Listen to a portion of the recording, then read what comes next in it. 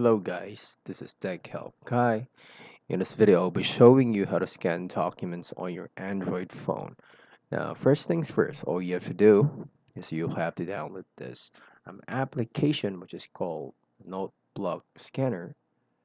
Now, once you have already downloaded the application, you can go ahead and open that. And then, let's say you would like to scan a document, like say this one. Just hit on the camera icon just like what I did earlier, and then take a picture of it, and that will automatically scan the document. Now you can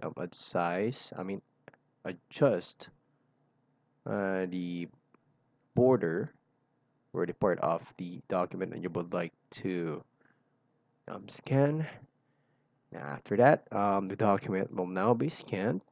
It depends. If let's say you would like to scan a government document, then that would also be possible.